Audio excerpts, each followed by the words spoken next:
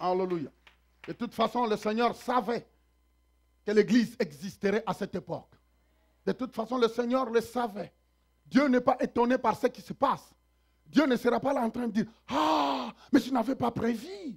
Je n'avais pas prévu cette transition. Mais qu'est-ce qui arrive? Dieu est au contrôle. » Peu importe ce que la télé dit, peu importe ce que vous voyez, Dieu n'est pas secoué sur son trône. Il a tellement... Oh, béni soit le nom de Dieu. Il est vrai. Alors aujourd'hui, j'aimerais bien que nous continuions notre série de messages sur... Merci. C'est quoi? C'est le temps de quoi? De se développer dans la foi. Alors nous allons continuer notre série d'enseignements sur le développement de la foi dans les moments difficiles. Amen.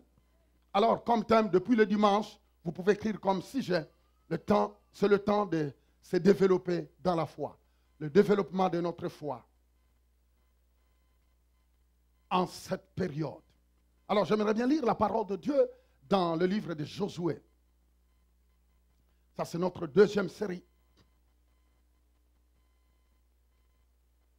Josué chapitre 3. Nous allons partir vite. Josué chapitre 3, à partir du verset 1er. Josué s'étant levé de bon matin, parti de Sittim. Il y a d'autres qui cherchent. Qui a sa Bible?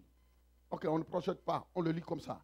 Josué s'étant levé du bon matin, parti de Sittim avec tous les enfants d'Israël. Disons tous avec tous les enfants d'Israël. On dit avec tous les enfants d'Israël. Pourquoi? C'est parce que c'est tous là qui sont sortis d'Égypte. Ils arrivèrent au Jourdain. Et là, ils passèrent la nuit avant de le traverser. Traverser quoi? Le Jourdain. Au bout de 3 jours, les officiers parcourirent le camp. 3 jours. Au bout de 3 jours, la Bible dit que les officiers faisaient le tour du camp. Les officiers. Et la Bible dit que, et donnèrent cet ordre au peuple. Disons au peuple. Lorsque vous verrez l'arche de l'alliance de l'Éternel. Oh mon Dieu. Il dit, lorsque vous verrez l'arche de l'alliance de qui? De l'Éternel. Qui? Votre Dieu. Vous entendez? L'arche de l'alliance de l'Éternel. Mais qui est qui? Votre Dieu. Porté par quoi? Par les sacrificateurs, les Lévites. Vous partirez du lieu où vous êtes. Et vous vous mettrez en marche après elle. Mais il y aura entre vous et elle une distance d'environ 2000 coudées. Là, on parle de l'arche. Mais ce temps-là est déjà fini. L'arche symbolisait la présence de Dieu.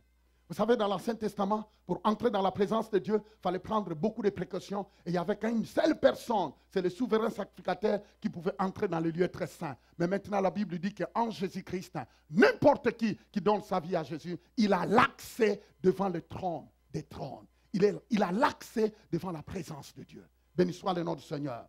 Dites avec moi, j'ai l'accès devant le trône de Dieu. Dites avec moi, je peux parler avec Dieu n'importe quand. Je n'ai pas besoin d'un intermédiaire. Parce que Jésus a tout accompli. Amen.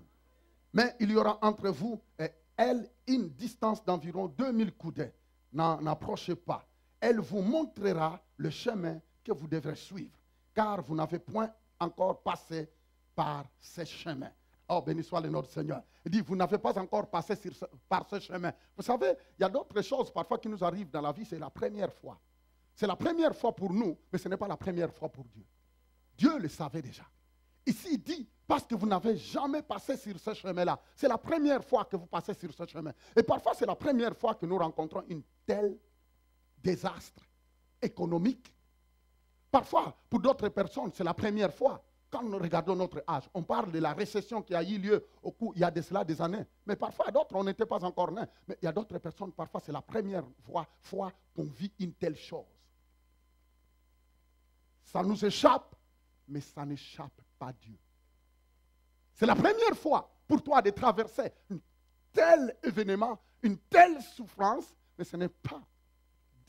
Dieu n'ignore pas ça. Dieu le savait.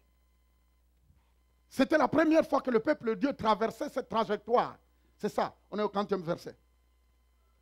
Ok, Josué dit au peuple, sanctifiez-vous, car demain l'Éternel fera quoi?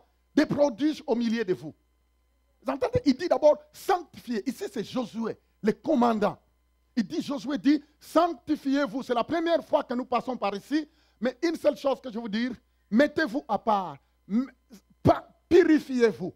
Pardonnez-vous. S'il y a eu de mécontentement, s'il y a eu des choses qui n'ont pas marché les uns les autres, avant que nous traversions sur ce chemin, pardonnez-vous, sanctifiez-vous. Frères et sœurs, la vraie façon d'affronter une situation, c'est de marcher dans la sainteté.